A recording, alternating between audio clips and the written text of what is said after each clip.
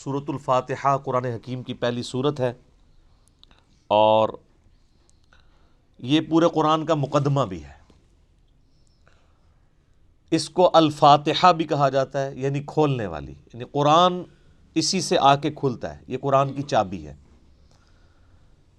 احادیث میں اسے ام الکتاب بھی کہا گیا ہے، بخاری اور مسلم میں۔ لہٰذا یہ اس چیز کی متقاضی ہے چیز کہ ہم آج کا پورا لیکچر سورۃ الفاتحہ کو کور کریں، اور اگلے لیکچر سے ہم انشاءاللہ تعالی سورۃ البقرہ کا آغاز کریں گے۔ میرے بھائیو، سورۃ الفاتحہ قرآن حکیم کی وہ واحد سورت ہے کہ جس کی فضیلت قرآن میں آئی ہے۔ قرآن کی کوئی سورت ایسی نہیں ہے، انکلوڈنگ سورۃ الاخلاص بھی، کہ جس کی فضیلت قرآن میں آئی ہو سوائے سورۃ الفاتحہ کے۔ اس لیے فضیلت کے اعتبار سے قرآن حکیم کی سب سے افضل سورت وہ سورۃ الفاتحہ ہے۔ اس کی سپورٹ میں انشاءاللہ بخاری اور مسلم سے احادیث بھی پیش کروں گا۔ قرآن حکیم میں اللہ تعالیٰ نے سورہ الحجر پارہ نمبر 14 میں آیت نمبر 87 ہے، اعوذ باللہ من الشیطان الرجیم، بسم اللہ الرحمن الرحیم، وَلَقَدْ آتَيْنَاكَ سَبْعًا مِّنَ الْمَثَانِي وَالْقُرْآنَ الْعَظِيمِ، اور بے شک اے محبوب صلی اللہ علیہ وآلہ وسلم، ہم نے آپ کو عطا فرمائی 7 آیات ایسی جو بار بار پڑھی جاتی ہیں، اور قرآن عظیم بھی، یعنی پورے قرآن کا ذکر الگ سے اور ان 7 آیات کا ذکر الگ سے سورۃ الحجر آیت نمبر 87 میں۔ اور ظاہر ہے وہ بار بار دہرائی جاتی ہیں۔ دنیا کا کوئی بھی مسلمان ہو، اس کا تعلق کسی بھی مکتبہ فکر کے ساتھ ہو، کم از کم 5 نمازوں کی فرض رکعتوں میں 17 دفعہ تو سورۃ الفاتحہ وہ پڑھتا ہے، سنتیں اور نوافل اور وتر اس کے علاوہ۔ کوئی بھی نماز ایسی نہیں ہے جس میں سورۃ الفاتحہ ریپیٹ نہ ہوتی ہو۔ یہی اس کی فضیلت کے لیے کافی ہے کہ قرآن حکیم جو نماز میں ہم پڑھتے ہیں وہ ہم بدل بدل کے پڑھتے ہیں، لیکن سورۃ الفاتحہ ایسی چیز ہے جو ہر رکعت میں پڑھی جاتی ہے۔ حتیٰ کہ صحیح بخاری اور صحیح مسلم کی متفق علیہ حدیث ہے کہ اللہ کے محبوب صلی اللہ علیہ وآلہ وسلم نے فرمایا، لا صلاۃ لمن لم یقرأ بفاتحۃ الکتاب، جو نماز میں سورہ فاتحہ نہیں پڑھتا اس کی نماز ہی نہیں ہوتی۔ یہ اتنی اوبلیگیٹری چیز ہے۔ یہ بات بھی اس کی فضیلت کے لیے کافی ہے کہ یہ قرآن حکیم کی نمبر 1 سورت ہے، اپنی ترتیب میں بھی مصحف کی اور اپنے فضائل کے اعتبار سے بھی۔ قرآن حکیم کی یہ سب سے عظمت والی سورت ہے۔ اس کی سپورٹ میں صحیح بخاری میں ایک بڑی مشہور حدیث ہے کہ سیدنا ابو سعید ابن معلہ رضی اللہ تعالی عنہ کہتے ہیں کہ میں ایک دفعہ مسجد نبوی میں نماز پڑھ رہا تھا تو اللہ کے محبوب صلی اللہ علیہ وآلہ وسلم نے مجھے آواز دی، تو میں چونکہ نماز میں مشغول تھا میں نے جانے میں تاخیر کر دی۔ تھوڑی دیر بعد میں پہنچا تو آپ صلی اللہ علیہ وآلہ وسلم نے فرمایا کہ میں نے تمہیں آواز دی تھی، تم کیوں نہیں آئے؟ تو انہوں نے کہا کہ میں نماز پڑھ رہا تھا۔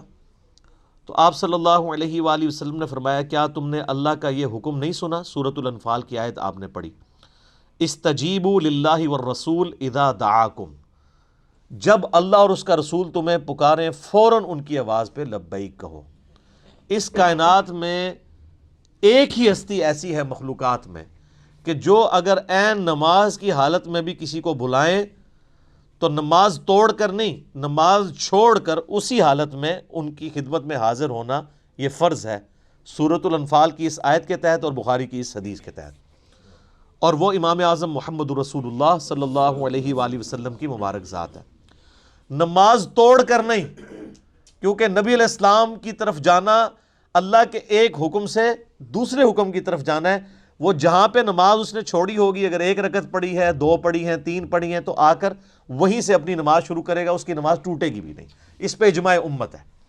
بہرحال یہ جو ہمارے واعظین آئے دن کہانیاں کراتے رہتے ہیں کہ جی ماں آواز دے دے، باپ آواز دے دے، نماز توڑ دو، اس طرح کی کوئی حدیث نہیں ہے۔ البتہ یہ ضرور ہے کہ اگر زندگی موت کی کشمکش بن جائے، کوئی ایمرجنسی ہو جائے، تو آپ پھر نماز توڑ سکتے ہیں، لیکن نبی علیہ السلام کے کیس میں اگر بلایا جائے گا تو نماز توڑنی نہیں پڑے گی، بلکہ نماز وہیں پر چھوڑ کر آپ علیہ السلام کا حکم سننا پڑے گا۔ تو یہ آپ علیہ السلام نے ان کو تھوڑا سا یعنی ڈانٹ پلائی پیار محبت سے۔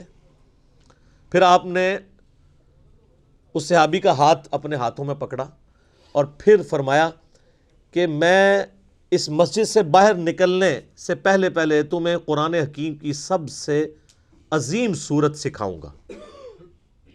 آپ علیہ السلام کی عادت تھی کہ آپ اگر کسی کو تھوڑا سا بھی سختی سے پیش آتے تھے تو پھر اس کے ساتھ دل جوئی بھی فرماتے تھے۔ آپ ہاتھ پکڑے اور فرمایا کہ میں تمہیں ایک تحفہ دوں گا۔ وہ صحابی کہتے ہیں پھر تھوڑی دیر بعد جب ہم مسجد سے باہر نکلے تو مسجد سے نکلتے ہوئے میں نے نبی علیہ السلام سے کہا، یا رسول اللہ اپنا وعدہ پورا کریں، آپ نے مجھے کہا تھا کہ آپ مجھے قرآن کی سب سے عظمت والی صورت تعلیم فرمائیں گے۔ تو آپ علیہ السلام نے فرمایا کہ وہ صورت ہے الحمدللہ رب العالمین، یعنی سورۃ الفاتحہ۔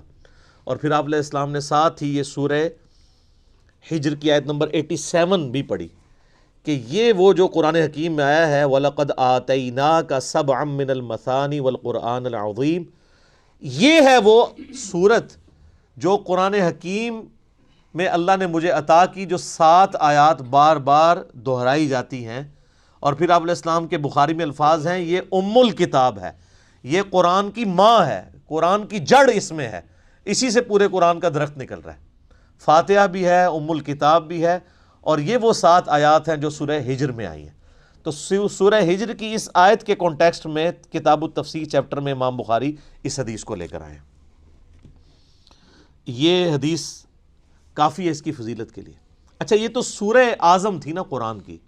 قرآن کی ایک آیت بھی ہے جو اعظم ہے، وہ صحیح مسلم میں حدیث ہے۔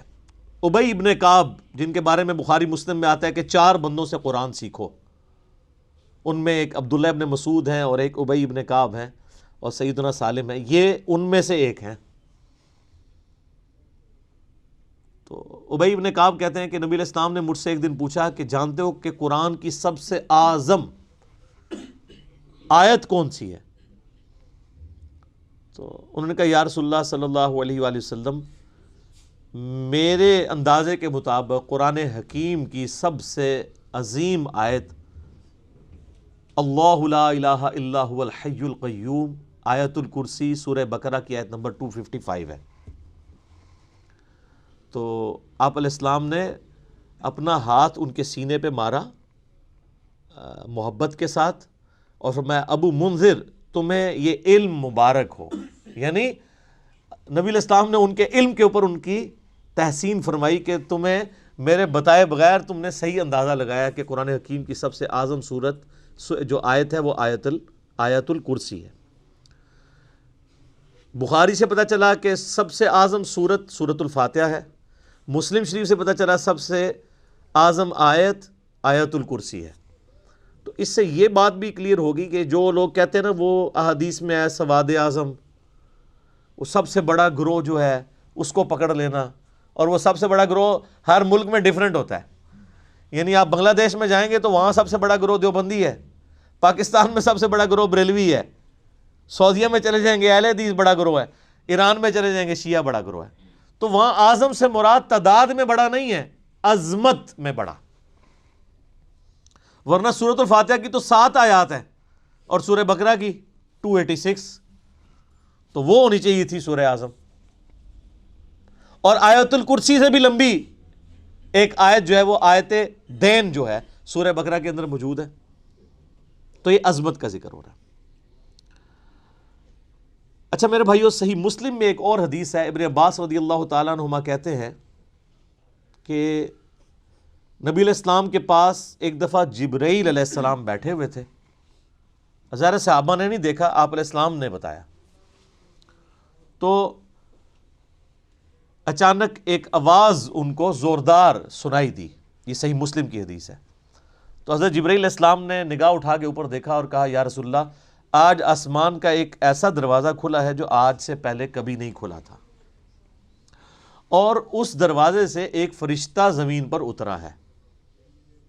اتنے میں وہ فرشتہ حاضر ہوا نبی علیہ السلام کی خدمت میں، تو حضرت جبرائیل نے کہا کہ یا رسول اللہ یہ وہ فرشتہ ہے، یہ آج سے پہلے دنیا میں کبھی نہیں آیا تھا، اور وہ دروازہ بھی آج سے پہلے کبھی نہیں کھلا تھا، اور یہ فرشتہ آپ کو سلام عرض کر رہا ہے، اور اللہ کا یہ پیغام لے کر آیا ہے کہ آپ کو بشارت ہو دو ایسے نوروں کی جو آپ سے پہلے کسی پیغمبر کو نہیں دیے گئے۔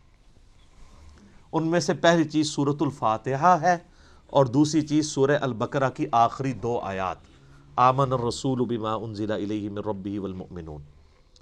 تو سورۃ الفاتحہ وہ نور ہے جو کسی پیغمبر کو نہیں دیا گیا سوائے ہمارے محبوب صلی اللہ علیہ وآلہ وسلم کے۔ اچھا، صحیح بخاری کی جو میں نے حدیث بیان کی کہ سورہ اعظم ہے قرآن کی، اس کے تحت یہ بات تو بالکل کلیئر ہو گئی کہ نبی علیہ السلام نے سورۃ الفاتحہ کو جو تعلیم فرمایا اس کا آغاز کیا الحمدللہ رب العالمین سے۔ تو اس میں واضح اشارہ موجود ہے کہ بسم اللہ الرحمن الرحیم سورہ فاتحہ کا حصہ نہیں ہے، قرآن کا حصہ ہے۔ وہ تو ہر سورت کے آغاز میں بسم اللہ ہے سوائے سورہ التوبہ کے، اور سورہ نمل کے اندر آیت بھی ہے انہ من سلیمان و انہ بسم اللہ الرحمن الرحیم۔ لیکن جو سورتوں کے آغاز میں بسم اللہ لکھی جاتی ہے یہ سورت کا حصہ نہیں، قرآن کا حصہ ضرور ہے۔ تو چونکہ نبی علیہ السلام نے اس میں فرمایا الحمدللہ رب العالمین، تو اگر آپ علیہ السلام نے اس سورت کو تعلیم فرمانا ہوتا اس اعتبار سے کہ بسم اللہ اس کا حصہ ہوتی، تو آپ فرماتے کہ وہ سورت ہے بسم اللہ الرحمن الرحیم الحمدللہ رب العالمین۔ تو یہ اس بات کو تقویت دیتی ہے کہ بسم اللہ سورہ فاتحہ کا حصہ نہیں، لیکن نماز میں ہم پڑھتے ہیں، اس کے ساتھ پڑھیں گے، لیکن حصہ نہیں ہے۔ البتہ مسلمانوں میں اہل حدیث مکتبہ فکر اور امام شافعی کے جو مقلدین ہیں ان کا موقف ہے کہ بسم اللہ سورہ فاتحہ کا حصہ ہے۔ اہل تشیع کا بھی یہی موقف ہے۔ اسی لیے آپ اگر شیعہ کے چھپے ہوئے قرآن دیکھیں گے اور اہل حدیثوں کے، اب یہ میرے ہاتھ میں جو قرآن ہے یہ سعودیہ سے چھپا ہوا ہے، یہ اہل حدیث کا ہے، اس میں بھی بسم اللہ الرحمن الرحیم کو پہلی آیت انہوں نے ڈکلیئر کیا ہوا ہے، اور الحمدللہ رب العالمین کو دوسری آیت۔ امام حنیفہ رحمہ اللہ تعالی اور کئی ایک ائمہ کا یہ موقف ہے کہ سورہ فاتحہ کا حصہ نہیں ہے بسم اللہ۔ میرے نزدیک امام ابو حنیفہ رحمہ اللہ کا موقف احادیث کی روشنی میں مضبوط ہے، کیونکہ نبی علیہ السلام سورہ فاتحہ کا اعلان کرتے ہوئے اس کو الحمدللہ رب العالمین سے بتا رہے ہیں۔ اس سے بھی بڑھ کر دلیل ایک صحیح مسلم کی حدیث ہے، بڑی رکت انگیز حدیث ہے، اور وہ حدیث قدسی آپ نے اکثر سنی ہوگی۔ سیدنا ابو ہریرہ رضی اللہ تعالیٰ عنہ کہتے ہیں کہ اللہ کے محبوب صلی اللہ علیہ وآلہ وسلم نے فرمایا اس شخص کی نماز ناقص ہے، ناقص ہے، ناقص ہے جو سورہ فاتحہ نہیں پڑھتا نماز میں۔ تو کچھ تابعین نے عرض کیا کہ ابو ہریرہ جب ہم امام کے پیچھے ہوتے ہیں پھر ہم کیا کریں؟ تو انہوں نے کہا اقرأ بہا فی نفسک، تم پھر اپنے جی میں آہستہ آہستہ پڑھ لیا کرو۔ وہ جز القراء امام بخاری کی کتاب میں آتا ہے کہ وہ آپ نے جب امام سکتے کرتا ہے ان سختوں کے دوران پڑھنی ہے، امام کے ساتھ نہیں پڑھنی۔ اب یہ الگ سے ایک ٹاپک ہے، میں آج اس کو ڈسکس نہیں کروں گا۔ میرا یوٹیوب پہ کلپ ہے امام کے پیچھے فاتحہ، اور اس کے ساتھ نیو لکھا ہوا ہے، اس میں نے موقف بیان کیا ہے۔ اور پھر نبی علیہ السلام نے فرمایا حدیث قدسی، یعنی اللہ کا فرمان بزبان محمد رسول اللہ صلی اللہ علیہ وآلہ وسلم، کہ اللہ تعالیٰ فرماتا ہے قسمت الصلاۃ بینی و بین عبدی نصفین۔ اچھا، یہ حدیث شیعہ کے ہاں بھی پائی جاتی ہے جو میں بیان کر رہا ہوں صحیح مسلم کی، اب کہ میں نے نماز اپنے اور اپنے بندے کے درمیان برابر تقسیم کر لی ہے، نصف میرے لیے ہے اور نصف میرے بندے کے لیے۔ اور نماز کسے کہا؟ سورہ فاتحہ کو، پوری نماز۔ پھر اللہ تعالیٰ نے فرمایا، نبی علیہ السلام فرماتے ہیں کہ جب میرا بندہ کہتا ہے الحمدللہ رب العالمین، تو میں کہتا ہوں میرے بندے نے میری حمد بیان کی، میری تعریف کی۔ جب وہ کہتا ہے الرحمن الرحیم، تو میں کہتا ہوں میرے بندے نے میری ثنا کی۔ جب وہ کہتا ہے مالک یوم الدین، تو میں کہتا ہوں میرے بندے نے میری تمجید بیان کی، میری بزرگی کا اعتراف کر لیا. اور جب وہ کہتا ہے ایاک نعبد و ایاک نستعین، تو یہ میرے اور میرے بندے کے درمیان کامن عہد اور بانڈ ہے. جو میرے بندے نے مجھ سے مانگا میں نے اسے دیا. اور جب میرا بندہ کہتا ہے اہدنا الصراط المستقیم صراط الذین انعمت علیہم غیر المغضوب علیہم ولا الضالین آمین، تو میرے بندے نے جو مجھ سے مانگا اس دعا میں نے اسے عطا کر دیا.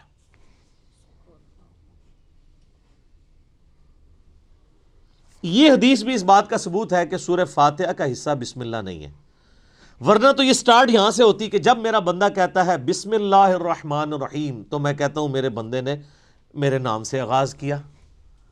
جب وہ کہتا ہے الحمدللہ رب العالمین تو میں کہتا ہوں میرے بندے نے میری حمد کی. تو اس حدیث میں بھی، حدیث قدسی میں بھی سورہ فاتحہ کا آغاز الحمدللہ رب العالمین سے ہوا.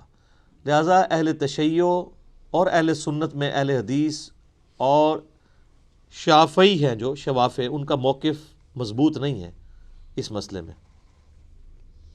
امام حنیفہ رحمہ اللہ کا موقف اس مسئلے میں، جہاں کئی مسئلوں میں ان کے موقف غلط ہے، اس مسئلے میں ان کا موقف ٹھیک ہے کہ سورہ فاتحہ کا حصہ نہیں ہے بسم اللہ.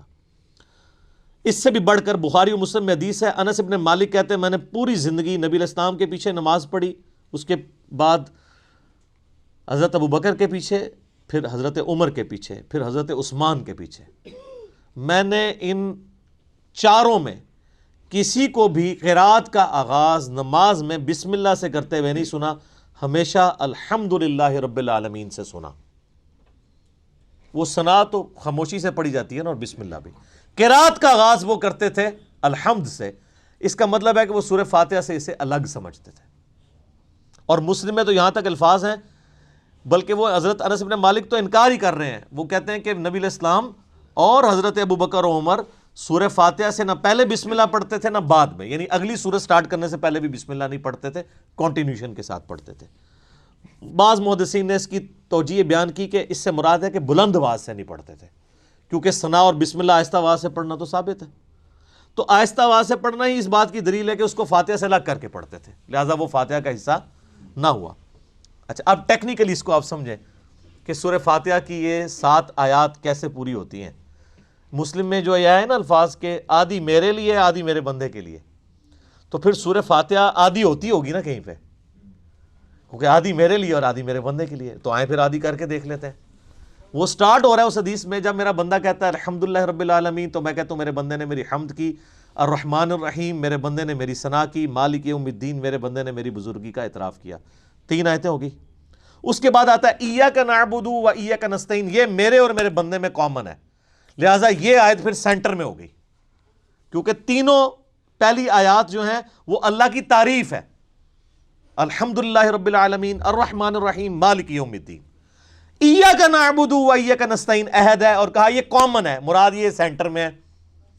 اور اس کے بعد جتنی چیزیں وہ دعائیں ہیں، اہدنا الصراط المستقیم یہ بندے کی ہو گئی، صراط الذین انعمت علیہم غیر المغضوب علیہم ولا الضالین آمین، یہ 3 آیات اللہ سے دعا ہوئی، یہ بندے کے لیے، اور اس میں الفاظ ہیں جو میرے بندے نے مانگا میں نے دے دیا.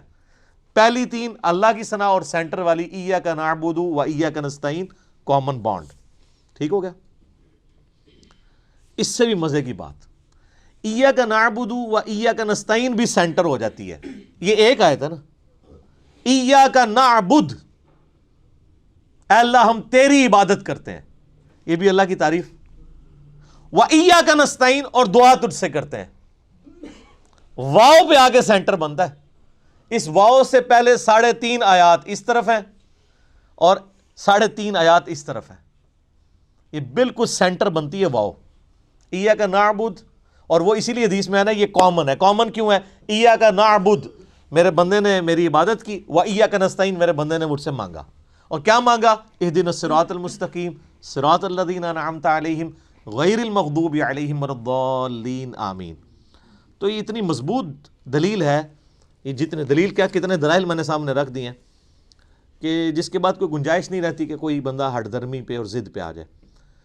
شیخ زبیر زئی رحمہ اللہ تعالیٰ سے 2008-9 کی بات ہے، میں نے اب چونکہ وہ اہل حدیث تھے تو اہل حدیث کی کوشش ہوتی ہے کہ امام حنیفہ ہر مسئلے میں غلط ثابت ہو جائے، تو میں نے ان کے سامنے کہا جی اب آپ کو چیک کرتے ہیں، ہم بخاری مسلم کو مانتے ہیں کہ وہ یہ نہ ہو کہ امام حنیفہ کی دشمنی آپ کو اس پہ نہ ابھار دے کہ آپ سچائی سے اناد کریں۔ تو مجھے کہتے ہیں جی وہ بسم اللہ حصہ ہے فاتحہ کا۔ میں نے کہا جی یہ واضح احادیث ہیں، یہ میں نے سارے دلائل آپ کو بھی سن کے اندازہ ہو گیا ہوگا، اس کے بعد کوئی بندہ یا مان سکتا ہے یا چھڑولی چھوڑ سکتا ہے آگے سے، بالکل واضح بات ہے۔ تو ان باتوں کا ان کے پاس کوئی جواب نہیں تھا۔ وہ کہتے ہیں نہیں امام شافعی، میں نے کہا امام شافعی کو چھوڑیں، آپ کہتے ہیں کتاب و سنت، اب آپ کہہ رہے ہیں امام شافعی کہتے ہیں بسم اللہ حصہ ہے۔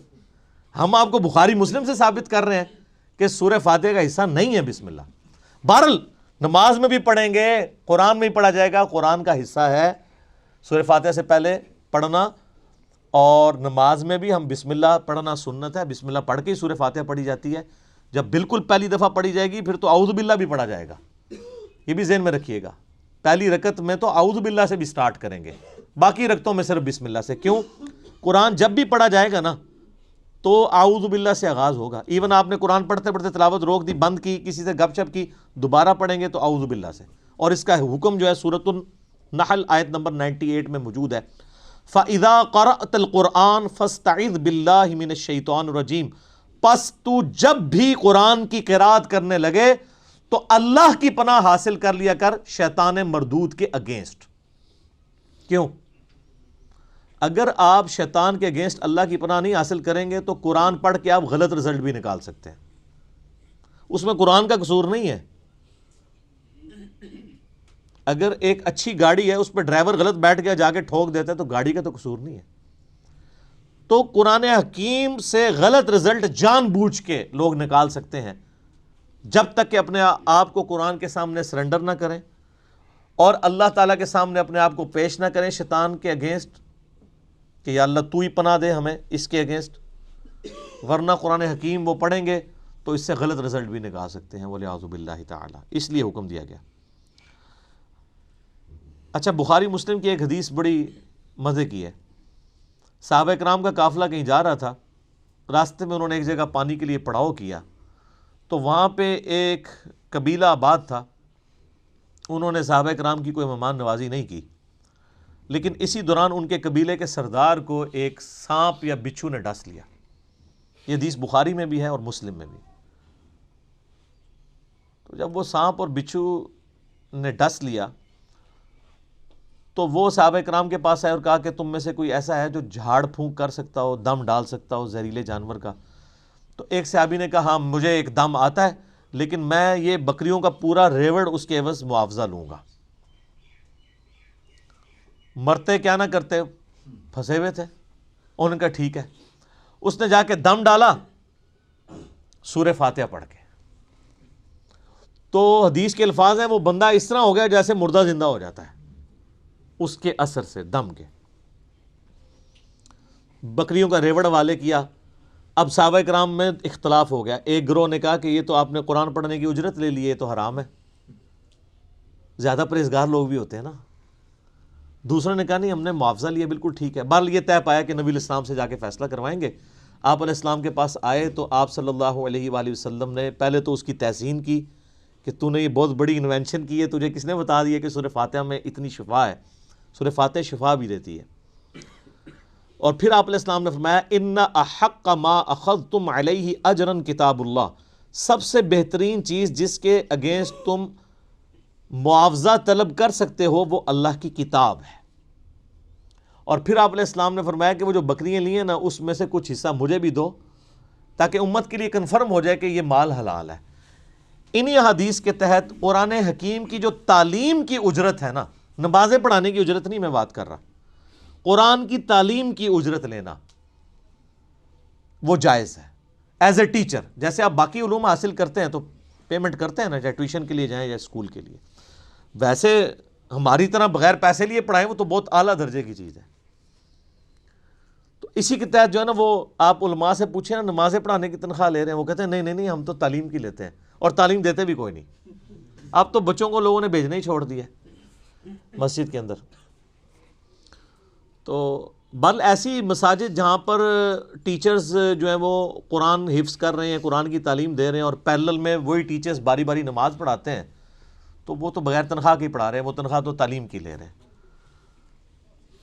امام حنیفہ رحمہ اللہ تعالیٰ تو مطلقاً امام مسیح کی تنخواہ کو حرام سمجھتے ہیں، لیکن بعد میں فقہ حنفی والوں نے متاخرین کے فتوے کے تحت اسے جائز سمجھا ہے۔ تو بل قرآن کی تعلیم والا معاملہ بالکل ٹھیک ہے۔ اب رہی وہ حدیث بخاری و مسلم کی کہ لا صلاۃ لمن لم یقرأ بفاتحۃ الکتاب، جو فاتحہ نہیں پڑھتا اس کی نماز نہیں ہوتی۔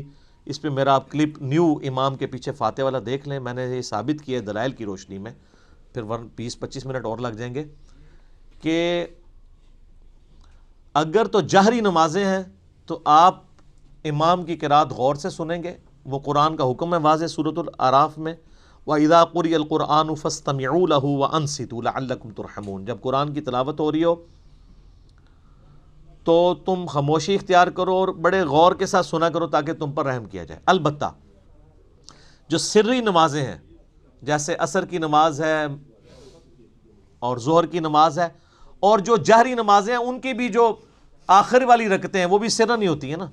اگر آپ دیکھیں گے نا تو صرف 6 رکعتیں ہیں جن میں اونچا قرآن پڑھا جاتا ہے، باقی 11 رکعتیں ہیں 17 میں سے ان میں سرن پڑھا جاتا ہے، اور نوافل تو سارے سرن پڑھے جا رہے ہوتے ہیں۔ تو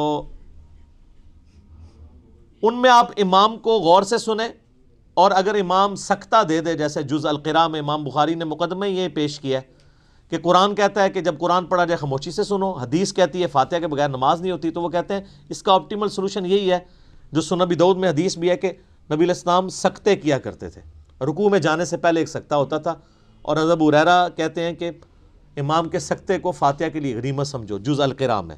لہٰذا مسلم کی جو حدیث ہے نا اقرا بہا فی نفسک، اس میں حضرت ابو ہریرہ یہ نہیں کہہ رہے کہ امام کے ساتھ ساتھ جی میں پڑھو، وہ سکتے کا ہی ذکر کر رہے ہیں کیونکہ دوسری جگہ اس کی تفسیر موجود ہے۔ تو یہی موقف امام ابن تیمیہ کا بھی ہے، حالانکہ اہل حدیث امام ابن تیمیہ کو بڑا مانتے ہیں، لیکن امام ابن تیمیہ جو ہے وہ جہری نمازوں میں سننے کے اور سرن میں پڑھنے کے قائل ہیں۔ شیخ البانی بھی یہی موقف رکھتے ہیں، مولانا مودودی رحمہ اللہ کا بھی یہ موقف ہے، ڈاکٹر اسرار صاحب کا بھی یہ موقف ہے، اور ایون جو سعودیہ سے قرآن چھپتا ہے اثر البیان، اس میں بھی لکھا ہوا ہے کہ قرآن اور حدیث دونوں پہ عمل کرنا چاہیے، جب امام قرات کر رہا ہو تو خاموشی سے سننی چاہیے، اور سکتے میں پڑھنا چاہیے اگر سکتے میں آپ کو موقع ملے۔ ایون حافظ ابن کثیر نے بھی تفسیر ابن کثیر میں آ کے اینڈ پہ اسی موقف کو ہی ترجیح دی ہے، اور یہی موقف امام مالک رحمہ اللہ تعالیٰ کا ہے جو سب سے مضبوط موقف ہے۔ میں نے اس کے دلائل بھی اور پورے ان کا جو کاؤنٹر نیریٹو ہے، اب ظاہر ہے کہ یہ موقف اڈاپٹ کریں گے تو آپ کو حنفیوں کے ساتھ بھی منہ ماری کرنی پڑے گی اور اہل حدیث کے ساتھ بھی، تو اس کے لیے آپ میرا وہ کلپ دیکھ لیں تو آپ کو انشاءاللہ کلیئر ہو جائے گا۔ لاکھوں لوگوں نے وہ کلپ دیکھا ہے، آپ لکھیں امام کے پیچھے فاتحہ نیو، ایک طرف ایک اہل حدیث مولوی کی تصویر لگی ہوئی ہے، ایک طرف ایک دیوبندی مولوی کی، سینٹر میں ایک عام مسلمان کی۔ تو وہ اس کلپ میں نے یہ ساری باتیں کھول کے بیان کی ہیں، آج میں اس چیز کو سکپ کر رہا ہوں تاکہ گفتگو لمبی نہ ہو جائے۔ اب آلموسٹ 25 منٹ رہ گئے پیچھے، تو ہم اللہ کا نام لے کے سورہ الفاتحہ کا آغاز کرتے ہیں۔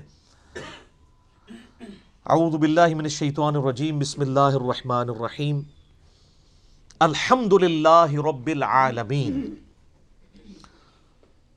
تمام تعریفیں اس اللہ کے لیے ہیں جو تمام جہانوں کا پالنے والا ہے، یہ بھی ترجمہ درست ہے، اور تمام جہان والوں کا پالنے والا ہے، یہ ترجمہ بھی عربی لنگوسٹک کے اعتبار سے درست ہے۔ تمام جہان سے مراد جیسے اب جتنی سپیشیز دنیا میں آباد ہیں وہ ہر ایک کا ایک اپنا جہان ہے، پرندے ہیں، پرندوں کا ایک اپنا جہان ہے، حیوانات ہیں، ان کا اپنا ایک جہان ہے، ایک نباتات کی سپیشیز ہیں۔ اس وقت روئے ارض پہ آلموسٹ 2 ملین سپیشیز دریافت ہو چکی ہیں، نباتات حیوانات کی ملا کر، اور ایک ایک سپیشیز آگے بلینز میں۔ انسان ہی دیکھ لیں 7.5-8 ارب کے قریب ہیں، اور باقی حشرات الارض اگر آپ گننا شروع کریں نہ ختم ہونے والے۔ تو یہ تمام کا پالنے والا کون ہے؟ اللہ۔ الرحمن الرحیم، وہ انتہائی رحم فرمانے والا ہے۔ الرحمن کہتے ہیں جیسے اسی سے لفظ، یہ اسی یعنی آپ سمجھ لیں عربی لنگوسٹک کے اعتبار سے طوفان بھی عربی کا لفظ ہے نا، یعنی ٹھاٹھے مارتا ہوا سمندر ہے اس کی رحمت کا. اور سمندر تو کبھی کبھی جوش میں آتا ہے نا. اللہ کی رحمت وہ ہے کہ الرحیم مستقل رہتی ہی ٹھاٹھے مارتے ہوئے سمندر کی طرح ہے. الرحمن الرحیم. حتیٰ کہ بخاری و مسلم میں حدیث ہے، نبی علیہ السلام نے فرمایا اللہ تعالیٰ نے مخلوقات کی پیدائش سے پہلے اپنے پاس اپنے عرش پہ یہ عبارت لکھ لی تھی کہ میری رحمت میرے غضب پہ بھاری رہے گی. قرآن میں بھی ہے وَكَتَبَ عَلَى نَفْسِهِ الرَّحْمَةِ، کہ یہ اللہ نے اپنے اوپر خود لازم کر لیا کہ میں ہر حال میں رحم ہی کروں گا. رحم والا جو اللہ تعالیٰ کا پہلو ہے یہ ڈومیننٹ ہے. سورہ فاتحہ جو ہے وہ ذہن میں رکھیے گا قرآن کی ماں ہے، ام الکتاب ہے. فاتحہ ہے، قرآن کھولنے والی چیز ہے. تو اس میں جو جو چیز آ رہی ہے نا اس کی جڑ پڑ رہی ہے نا، وہ پورا قرآن اسی جڑ سے پھر اگنے والا وہ بڑا تناور درخت ہے. ہر چیز کی جڑ سورہ فاتحہ میں. مالک یوم الدین، وہ مالک ہے قیامت کے دن کا. دنیا میں تو کئی بادشاہ ہیں، اس کی اجازت سے، اس کی مرضی سے نہیں، اجازت سے. اجازت یہ ہے کہ کھلی چھٹی ہے، مرضی نہیں ہے کہ وہ غلط کام کریں. وہ بس اللہ نے دو راہیں دکھا دی ہیں، انا ہدیناہ السبیل اما شاکرا و اما کفورا. ہدایت کا راستہ واضح کر دیے، چاہے تو شکر گزاری کی روش اختیار کرو، خواہ ناشکری کی. لیکن قیامت کے دن صرف اللہ ہی کا حکم چلے گا. دنیا والے جتنے احکامات ہیں یہ سب کی سب پاورز لوگوں کی طرف سے جو اللہ تعالیٰ نے دی ہیں وہ سلب کر لی جائیں گی. لمن الملک اليوم للہ الواحد القہار. آج کس کی بادشاہت ہے؟ اس قہار کی جو سب پہ چھایا ہوا ہے. قہار کہتے ہیں سب پہ چھانے والا. تو قیامت کے دن کا مالک ہے. یہ ایک ایک آیت کے اوپر ایک ایک گھنٹہ بولا جا سکتا ہے، لیکن چونکہ ہم نے پورا قرآن کور کرنا ہے تو اس میں ساتھ ساتھ آیات آئیں گی کراس ریفرنس کے طور پہ. ایاک نعبد و ایاک نستعین. تعریف کرنے کے بعد اے اللہ ان ساری چیزوں کے ہوتے ہوئے حق تو یہ ہے کہ عبادت بھی تیری ہوگی، دعا بھی تجھی سے کی جائے گی. اے اللہ ہم صرف تیری ہی عبادت کرتے ہیں اور کرتے رہیں گے، تجھی سے مدد مانگتے ہیں اور تجھی سے مانگتے رہیں گے. کیونکہ یہ مضارع کا صیغہ ہے جو کنٹینیوشن ہے. پریزنٹ ٹینس اور فیوچر ٹینس عربی میں ایک ہی ہوتا ہے. ہمارے تو تین ہوتے ہیں نا اردو میں اور انگلش میں، پاسٹ، پریزنٹ اور فیوچر. عربی میں فیوچر اور پریزنٹ کے لیے ایک ہی صیغہ استعمال ہوتا ہے، وہ یہاں پہ استعمال ہوا ہے. ایاک نعبد و ایاک نستعین. اور اگر اس کو دعائیہ بنائیں گے جس طرح کہ اعلیٰ حضرت نے ترجمہ کیا ہے، احمد صاحب بریلوی صاحب نے، انہوں نے بہت زبردست ترجمہ کیا. انہوں نے کہا اے اللہ ہم صرف تیری ہی عبادت کریں اور صرف تجھی سے مدد چاہیں. یہ علیحدہ بات ہے کہ وہ خود اور ان کے ماننے والے غیر اللہ سے بھی مانگتے رہے ہیں. ترجمہ ٹھیک کیا ہے. اسی لیے میں کہتا ہوں قرآن میں کوئی چیز نہیں داخل ہو سکتی. قرآن کا ترجمہ فٹ ہے، آپ کسی کا اٹھا کے دیکھ لیں، ترجمہ سب نے ٹھیک کیا ہوا ہے. اچھا عبادت میں تو دعا بھی شامل ہے. جامعہ ترمذی میں حدیث ہے، سنن نسائی میں حدیث ہے، ابن ماجہ میں الدعاء هو العبادہ، دعا عبادت ہے. تو جب دعا عبادت ہے تو ایاک نعبد میں دعا شامل تھی. یہ پھر ایاک نستعین کیوں آیا؟ اس لیے کہ سب سے سینسٹیو ایشو ہی دعا کا ہے، غیر اللہ کو مدد کے لیے پکارنے کا. تو اللہ تعالیٰ نے اس کو اسپیسیفکلی بیان کیا. اس کے باوجود امت کی اکثریت غیر اللہ سے مدد مانگ رہی ہے. ایک تو ہے ظاہری اسباب، وہ تو آپ مانگیں، تو قرآن میں حکم ہے وَتَعَاوَنُوا عَلَى الْبِرِّ وَالتَّقْوَى وَلَا تَعَاوَنُوا عَلَى الْإِثْمِ وَالْعُدْوَانِ. یہ تو بالکل ٹھیک ہے. وہ ایک مفتی صاحب جو کیو ٹی وی پہ بیٹھے ہوئے ہیں لوگوں کے عقیدے خراب کرنے کے لیے، وہ کہتے ہیں جی اب پھر ہم امی سے روٹی نہ مانگیں جا کے. بھائی امی سے روٹی وہ مانگتا ہے جس کی امی گھر موجود ہوتی ہے. جس کی امی قبرستان میں آرام فرما ہوتی ہے، اگر وہ امی سے روٹی مانگ رہا ہو تو اسے کیا کہا جاتا ہے؟ پاگل یا مجذوب. تھوڑے سوفسٹیکیٹڈ ورڈ، مجذوب یا پاگل. تو یہ پاگلوں سے آپ گفتگو کر رہے ہیں، یہ دھوکہ دے رہے ہیں. وہ کہتے ہیں نہیں کوئی دریا میں ڈوب رہا ہو تو اللہ کو پکارے گا، یا جو وہاں پہ کنارے پہ لوگ موجود ہیں ان کو پکارے گا. بھئی یہ تو ساری اسباب ہے. تو سر وہ اس وقت شیخ عبد القادر جیلانی کو بھی پکار کے دیکھ لے اگر اس کو ہے کہ وہ بچا لیں گے. کیونکہ اللہ نے دنیا کو اسباب کے ساتھ جوڑا ہوا ہے. ان کو اگر اپنے بزرگوں پہ اتنا مان ہے تو یہ پھر دریا میں چھلانگ مارے نا اور پکارے بزرگوں کو. ظاہر یہ اسباب میں آپ نے اڈاپٹ کرنے کا حکم ہے. ہاں جو دعا مانگی جائے گی بغیر اسباب کے، آپ جو غائب میں مدد کے لیے پکار رہے ہوتے ہیں، مثلا یہاں بیٹھے میں ان کو کہتا ہوں مجھے پانی پلا دیں، بالکل ٹھیک ہے، لیکن یہ بغداد میں قبر کے اندر ہے، میں کہتا ہوں مجھے پانی پلا دیں، وہی جملہ شرک میں لے جائے گا. یہ ہے اصل مسئلہ. یہ جھگڑتے رہتے ہیں جی وہ جی بزرگوں کو اختیار نہیں. میں کہتا ہوں جی بزرگوں کو اختیار ہو بھی، کوئی بزرگ ماشاءاللہ اتنا پہنچا ہے کہ اسے اللہ نے اختیار ہی دے دیا فرشتوں کی طرح، پھر بھی بزرگوں کو پکارنا شرک ہوگا مدد کے لیے.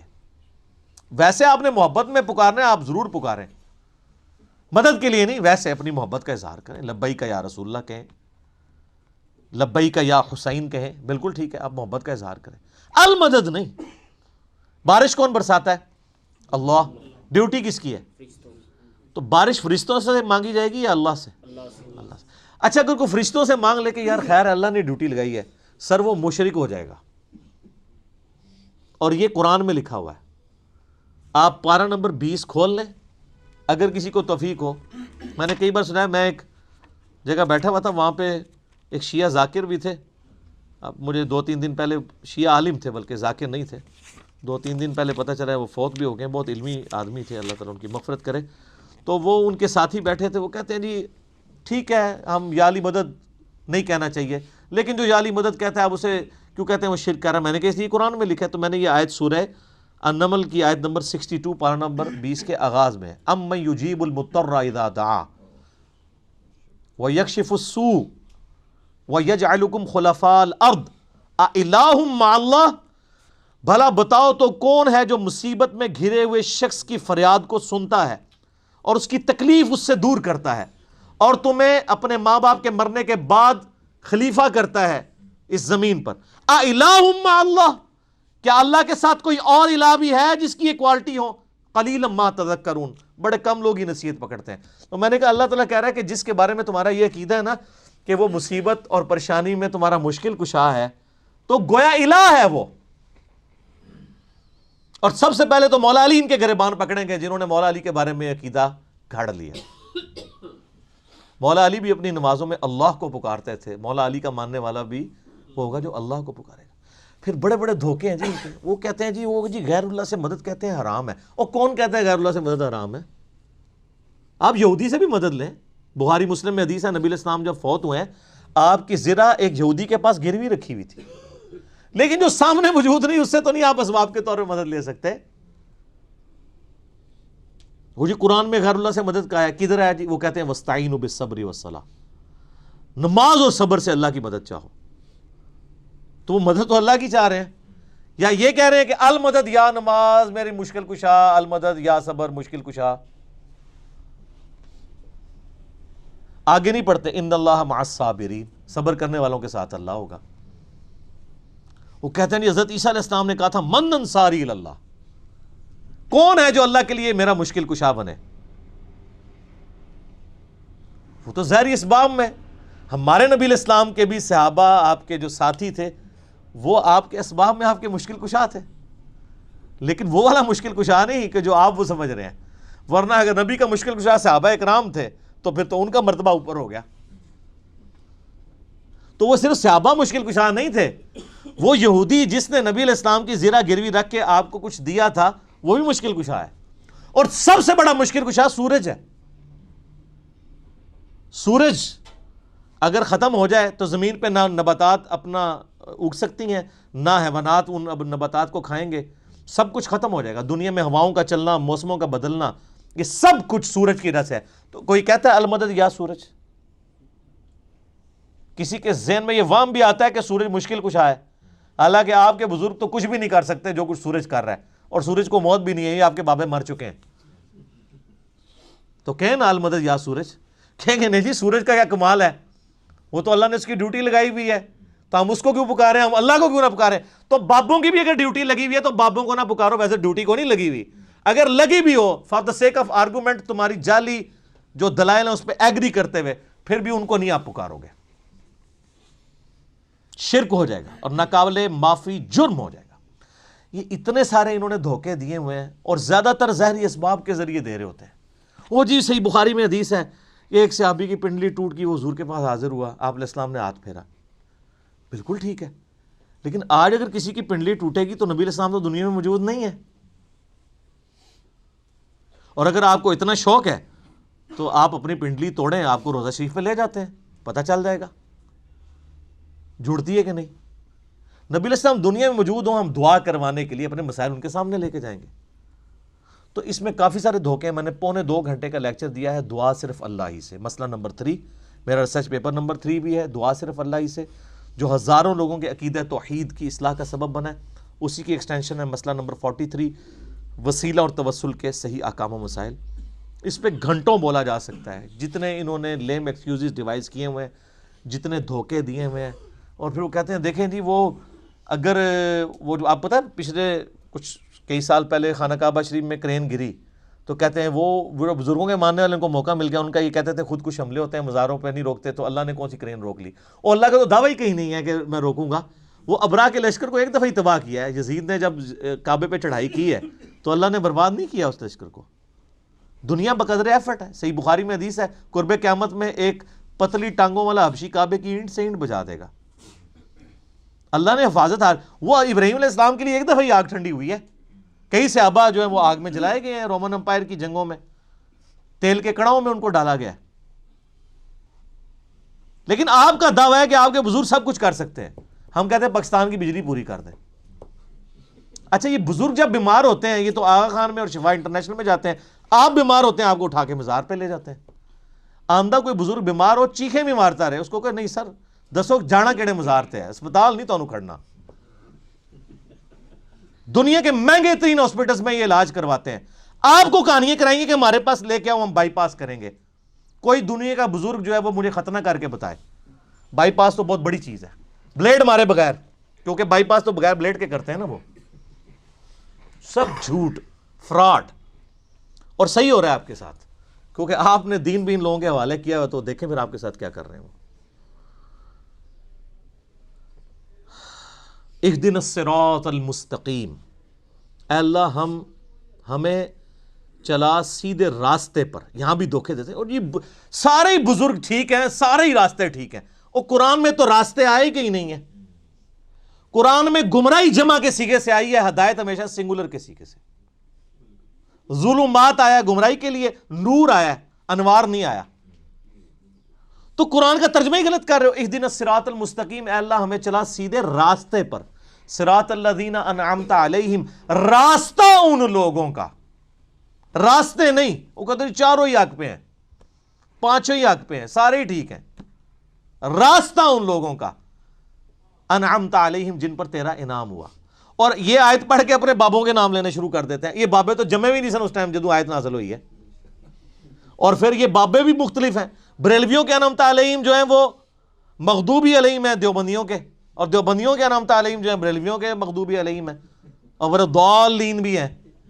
تو بابوں کی کون سی آپ ہمیں ڈوز لگا رہے ہیں؟ کوئی بابے کامن نہیں ہے۔ انعمت علیہم کون ہے؟ وہ سر سورہ النساء کی آیت نمبر 69 میں ہے، من النبیین والصدیقین والشہداء والصالحین۔ نبی ہیں، صدیقین ہیں، شہداء ہیں، صالحین ہیں۔ لیکن صالحین کون؟ ڈیفینیٹ تو صرف صحابہ اور اہل بیت ہے، اس کے بعد صرف ہماری اسیسمنٹس ہیں، اللہ کو پتہ ہے، کیونکہ یہ وہی کا معاملہ ہے۔ تو راستہ، اور وہ راستہ کس کا ہے؟ اچھا راستہ اللہ کی طرف سے کسے عطا ہوتا ہے؟ بابے کو یا پیغمبر کو؟ اللہ کے کھاتے میں تو بابا کوئی ہوتا ہی نہیں ہے، پیغمبر ہی ہوتے ہیں، باقی سب فالوور ہوتے ہیں۔ لیڈر ایک، یہاں تو ان کو انہوں نے لیڈر بنا دیا ہوا نا، یہ فالوور تھے۔ اور وہ سر مسند احمد میں صحیح سند سے حدیث ہے، مشکات کی آپ کو پہلی جلد میں ملے گی، نبی علیہ السلام نے زمین پہ ایک لکیر کھینچی، ارد گرد ٹیڑھی لکیریں کھینچی، اور آپ نے وہ سیدھی لکیر پر انگلی رکھ کے سورہ الانعام کی آیت پڑھی، وَأَنَّ هَذَا صِرَاطِي مُسْتَقِيمًا، اور یہ کہ یہ ہے سیدھا راستہ جو میرا ہے، جو بالکل سیدھا ہے، مستقیم ہے، اسی کی پیروی کرو، ادھر ادھر کے راستوں کی پیروی مت کرنا، وہ تمہیں بہکا دیں گے۔ یہ ہے وہ چیز جس کی اللہ تمہیں وصیت کرتا ہے۔ یہ آیت آپ علیہ السلام نے پڑھی اور اپنے راستے کو کہا یہ سیدھا راستہ ہے۔ تو سیدھا راستہ نبی علیہ السلام کا ہے، انعام یافتہ لوگوں کا راستہ نہیں ہے سیدھا، وہ تو بیچارے خود راستے پہ چل رہے ہیں، یہ کہتے ہیں ان کے پیچھے چلے، نہیں نہیں نہیں نہیں، ان کے پیچھے نہیں، اس راستے پہ چلنا ہے جس راستے پہ وہ چل رہے ہیں، ان کے پیچھے نہیں چلنا، نبی علیہ السلام کے پیچھے چلنا ہے، کیونکہ وہ تو پھر آپ خود ہی میں سناتے ہیں، شیخ عبد القادر جیلانی کے پاس شیطان آیا، اس نے کہا عبد القادر تیری ساری نمازیں معاف ہیں جی، تو کہنا جی عبد القادر جیلانی نے لا حول ولا قوت الا باللہ پڑھا اور کہا تو شیطان ہے، تو اس نے جاتے جاتے پھر وار کیا، اس نے کہا تجھے تیرے علم نے بچا لیا، تو ان کا نہیں، مجھے اللہ کے فضل نے بچایا، تو کہتے ہیں وہ ایک نورانی شکل میں آیا تھا، تو وہ کہنے لگا میں تیرا رب ہوں، اور پھر اس نے کہا کہ تیرے اس مقام پہ پہنچے ہوئے 70 غوث میں نے ورگلا دیے ہیں، تو ہم کہتے ہیں غوث تو آپ کہتے ہیں سب سے بڑا اونچا مرتبہ ہوتا ہے، وہ 70 غوث جس شیطان نے ورگلا دیے اس کو کیوں نہیں پیر مانتے؟ اور وہ جو 70 غوثوں کے ماننے والے لاکھوں مرید تھے، وہ تو کہہ رہے تھے ہمارے بزرگ ہمیں بخشوائیں گے، وہ بزرگ تو خود اللہ کے فضل سے دوزخ پہنچے ہوئے ہیں، وہ شیطان نے ورگلا دیا، تو تسی کتنے جاؤ گے؟ تو سر پیروں نو پھڑو جنہوں اللہ نے تھوڑا پیر بنایا، ما ضل صاحبکم وما غوا، تمہارے نبی نہ کبھی بہک کے ہیں نہ کبھی بیرا چلے ہیں، اس کو پیر مانو، سناتے خود ہیں، اور انجینئرنگ پھر جب ہم کرتے ہیں ان کو سمجھ آتی ہے ہمارے ساتھ ہو کیا گیا، تو اس کا اللہ غوثوں کا تو اعتبار ہی کوئی نہیں، 70 غوث جو رگڑے گئے نے، تو باقی کا کیا اعتبار ہے؟ تو نبی علیہ السلام کو اپنا امام مانے، تو صراط الذین انعمت علیہم نبی علیہ السلام کا راستہ۔ اچھا بخاری مسلم میں ایک حدیث ہے، ایک صحابی حاضر خدمت میں، یا رسول اللہ قیامت کب آئے گی؟ فرمایا کو تیاری کی ہے؟ کہ یا رسول اللہ بس موٹے موٹے فرض ہی پورے کرتا ہوں، زیادہ کوئی باتیں نہیں میرے پاس، یعنی باتوں سے مراد یہ نہیں ہے کہ نماز ہی نہیں پڑھتا ہوں، یعنی نفلی باتیں نہیں ہیں، کوئی نفلی روزے نہیں رکھتا، بہت تہجدیں اشراقیں نہیں پڑھتا، موٹا موٹا جو فرض دین ہے اس پہ چلتا ہوں، البتہ میں اللہ اور اس کے رسول سے محبت کرتا ہوں۔ تو نبی علیہ السلام نے فرمایا پھر اللہ اور اس کے رسول تیرے ساتھ ہوں گے۔ انس بن مالک کے بخاری مسلم میں الفاظ ہیں کہ ہمیں اسلام لانے کے بعد پوری زندگی حضور کے کسی فرمان سے اتنی خوشی نہیں ہوئی جتنے اس فرمان سے ہوئی کہ جو اللہ اور اس کے محبوب سے محبت کرتا ہے اللہ اس کا محبوب اس کے ساتھ ہوں گے۔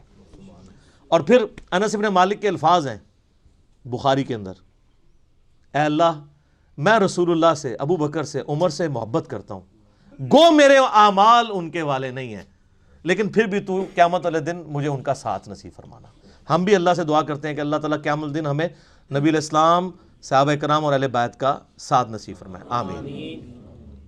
تو یہ وہ لوگ ہیں انعمت علیہم، یہ انعمت علیہم پڑھ کے باپوں کے نام لینے شروع کر دیتے ہیں، فلانے علی سرکار، کاں علی سرکار، کتیاں علی سرکار، کوڑے علی سرکار، پتہ نہیں کیا کیا یار۔ میں کہتا ہوں ان جن کو بزرگ کلیم کر رہے ہیں ان سے نماز سنیں نا، یہ تجوید کے ساتھ نماز، ترجمہ تو آتا ہی نہیں ہے، تجوید کے ساتھ نماز بھی نہیں آپ کو سنا سکتے، جس میں عین، حا، غین، قوف، ثا، سین، صاد، ذال اس کا فرق کر سکے۔ یہ آپ شروع ہی کریں گے کہ نہیں یہ تو انہوں نہیں یاد آئے گا، اور پھر کلیم کر رہے ہیں کہ آپ کو رسول اللہ تک پہنچائیں گے جو خود نبی علیہ السلام سے کوسوں دور ہیں۔ انعمت علیہم پھر کون ہوئے؟ ڈیفینیٹلی انبیاء کرام، صحابہ کرام اور اہل بیت، بس بعد میں آپ کی اور میری منہ شگافیاں ہیں، آپ کسی کو رحمت اللہ علیہ کہہ دیں، دوسرے لعنت اللہ علیہ کہہ دیں گے، وہ اپنی اپنی مرضی ہے، اس کی کوئی گارنٹی نہیں ہے۔ صراط الذین انعمت علیہم غیر المغضوب علیہم ولا الضالین، آمین۔ بچانا ان کے راستے سے کہ جن پر تیرا غضب ہوا اور جو گمراہ ہے۔ اور اس کے بعد بخاری مسلم میں الفاظ ہے کہ نبی علیہ السلام سورہ فاتحہ جب بھی پڑھتے تھے تو آمین کہتے تھے۔ آمین آہستہ آواز میں، اونچی آواز میں، یہ بھی اختلاف ہے، بہرحال امام ترمذی نے پوری بحث کی ہے جس میں انہوں نے یہی راجع قول اختیار کیا ہے کہ جو جہری نمازیں ہیں ان میں آمین اونچی کہی جائے گی، اور جو زور اثر کی نمازیں ہیں اس میں آمین آہستہ کہی جائے گی۔ بہرحال آمین کہنا سنت ہے، یہ آمین قرآن کا حصہ نہیں ہے، اسی لیے سورہ فاتحہ جب قرآن میں لکھی ہوتی ہے کبھی غور سے آپ نے دیکھا نہیں وہاں آمین نہیں لکھی ہوتی، کیونکہ وہ نماز یعنی نماز میں سنت ہے، قرآن کا حصہ نہیں ہے۔ اور بخاری مسلم کے الفاظ ہیں کہ اس وقت فرشتے بھی آمین کہتے ہیں، اور جب امام آمین کہتا ہے تو جس کی آمین فرشتوں کے ساتھ مل جائے اللہ تعالیٰ اس کی مغفرت فرما دیتا ہے۔ اسی لیے اس چیز کا اہتمام کیا جاتا ہے کہ آپ ولا الضالین سے پہلے شامل ہو جائیں۔ تو تو یہ غیر المغضوب علیہم ولا الضالین، اس میں طویل خاص کے اعتبار سے تو ظاہر ہے کہ جو نبی الاسلام کی امت سے پہلی امتیں جو گمراہ ہوئی ہیں، جن پر اللہ کا غضب ہوا، وہ تو قرآن پھر ہمیں بتاتا ہے ضربت علیہم الذلہ والمسکنہ، یہودیوں کے بارے میں کہ اللہ تعالیٰ نے ان کو بندر اور خنزیر بنا دیا، کونوا قردۃ خاسئین، ان پر ذلت اور رسوائی اور غریب الوطنی مسلط کر دی، وہ آج تک مسلط ہے۔ اور ضالین، گمراہ ہوئے لوگ، وہ نصارہ ہیں کہ جن کے پاس یعنی سب کچھ شغف تھا معاملات میں، لیکن غلو کیا دین کے معاملے میں، گمراہی کا راستہ اختیار کیا، باتیں بہت کی، حضرت عیسیٰ کو مانا لیکن ان کو ڈیوینٹی میں کلیم کر دیا۔ یہودیوں کا مسئلہ تھا، یہ اہل علم تھے، اس کے باوجود جان بوجھ کر انہوں نے گمراہی کا راستہ اختیار کیا۔ آپ کو پتہ کتنے ہیلے بہانے یہ کرتے تھے، اس لیے اللہ نے کہا یہ مغضوب علیہم ہے، ان پہ اللہ کا غضب ہوا ہے، لعنت ہوئی بھی ہے۔ سورہ نساء میں آتا ہے نا کہ لعنتی ہیں یہ۔ عیسائیوں کو اللہ نے لعنتی نہیں کہا اس سختی کے ساتھ، کیونکہ ان میں اکثر لوگ سیدھے سادے تھے، گمراہ ہو گئے، لیکن ہے گمراہ ہے، یہ نہیں کہ ان کا سیدھا پن ان کو بچا لے گا، ایسا نہیں ہے، لیکن بڑا جرم ہے کہ جان بوجھ کے ایسا کرنا۔ تو غیر المغضوب علیہم، جن پر اللہ کا غضب ہوا، ولا الضالین، اور جو گمراہ ہوئے۔ یہ آخری آیت ہے۔ اچھا، وہ بعض لوگ کہتے ہیں وہ جی ہر ایک کی جگہ آیت پڑھی ہوئی، یہاں آیت نہیں پڑھی۔ یہ آیات کے جو نشان بھی ہیں نا، یہ بھی مطلب کوئی آپ پرانے مصحف اٹھائیں گے نا، اگر کلمی ان میں نہیں تھے، یہ تو ڈویژن بعد کی ہے، اندازے تو موجود تھے، یعنی جو آگے ہم گول وہ استعمال کرتے ہیں۔ تو عموماً جو قرآن چھپتے ہیں نا، ان میں وہ والی غیر المغضوب علیہم ولا الضالین سے پہلے جو ہم پڑھتے ہیں نا صراط الذین انعمت علیہم، اس کے اوپر نہیں ہوا ہوتا، یعنی وہ گول نشان نہیں ہوتا، تو اس سے لوگ سمجھتے ہیں کہ شاید یہ پوری ایک آیت ہے، تو پھر بسم اللہ کو شامل کریں گے تو 7 آیتیں پوری ہوں گی۔ نہیں، یہ 2 آیات ہیں، اور میں نے ٹیکنیکلی جو دلائل رکھے ہیں اس سے یہ چیز ثابت ہوتی ہے کہ سورہ فاتحہ کا حصہ بسم اللہ شریف نہیں ہے۔ اب یہ سورہ فاتحہ جو ہے، اگر آپ اس کو اوور ویو کریں نا، تو قرآن پاک میں جتنی بھی چیزیں بیان ہونی ہیں آئندہ آنے والے قرآن میں، سب کی جڑ اس کے اندر موجود ہے۔ اسلام کے بنیادی 3 عقائد کون سے ہیں؟ عقیدہ توحید، عقیدہ رسالت اور عقیدہ آخرت، یہی ہے نا؟ یہ تینوں عقیدے سورہ فاتحہ میں موجود ہیں۔ عقیدہ توحید، الحمدللہ رب العالمین الرحمن الرحیم مالک یوم الدین ایاک نعبد و ایاک نستعین۔ عقیدہ آخرت، مالک یوم الدین، بدلے کے دن کا مالک، اور اہدنا الصراط المستقیم صراط الذین انعمت علیہم۔ عقیدہ رسالت، کیونکہ رسولوں کو اللہ تعالی راستہ اختیار کرتا ہے نا، وہی دیتا ہے نا آگے، امتوں کو رسولوں کے ذریعے دیا جاتا ہے۔ تو پورے قرآن کا جو یعنی آپ سمجھیں عقائد کی بنیاد اس صورت میں ہے کہ تمہیں مرنے کے بعد اپنے رب کے حضور پیش ہونا ہے، وہ قیامت کے دن کا مالک ہے۔ قیامت میں اللہ کے پاس پہنچنے سے پہلے رسولوں کا راستہ اختیار کر لو، توحید کا راستہ اختیار کر لو، اور اللہ سے یہ بھی دعا بھی مانگتے رہو کہ اللہ تعالیٰ گمراہی کے راستے سے اور جو لوگ جن پہ اللہ کا غضب ہوا ان لوگوں کے راستے سے بچاتا رہے۔ یہ سارا کچھ اگر آپ جمع کریں تو قرآن پاک میں کوئی ایک ٹاپک بھی ایسا نہیں ہوگا۔ جب رسولوں کا راستہ آ گیا تو رسولوں کی ساری شریعت سمجھ لیں، اس کی جڑ اس میں پڑ گئی۔ نکاح طلاق کے مسائل بھی اس میں کور، حج کا طریقہ بھی کور، کیونکہ صراط الذین انعمت علیہم ہے اور اہدنا الصراط المستقیم ہے۔ تو اس لیے اسے ام الکتاب، الفاتحہ، قرآن کھولنے والی، قرآن کی ماں کہا جاتا ہے، کہ سارے عقائد و نظریات کی جڑ اس صورت کے اندر موجود ہے۔ انشاءاللہ تعالیٰ اگلی دفعہ ہم سورۃ البقرہ کا آغاز کریں گے۔ صلو علی الحبیب، صلاۃ ور محمد و آل محمد، اللہم صلی علی محمد و علی آل محمد کما صلیت علی ابراہیم و علی آل ابراہیم انک حمید مجید، اللہم بارک علی محمد و علی آل محمد کما بارکت علی ابراہیم وعلی آل ابراہیم انک حمید مجید۔ اللہ تعالیٰ سے دعا ہے جو حق بات میں نے کہی اللہ تعالیٰ ہمارے دلوں میں راسخ فرمائے، اگر جذبات میں میرے منہ سے کوئی غلط بات نکل گئی اللہ تعالیٰ ہمارے دلوں سے ہی معاف کر دے، ہمیں معاف بھی کر دے، ہمیں کتاب و سنت کی تعلیمات پر عمل کر کے دوسرے بھائیوں تک پہنچانے کی توفیق عطا فرمائے۔ سبحانک اللہم و بحمدک، اشہد ان لا الہ الا انت، استغفرک و اتوب الیک، وما علینا الا البلاغ المبین۔ جزاکم اللہ خیرا۔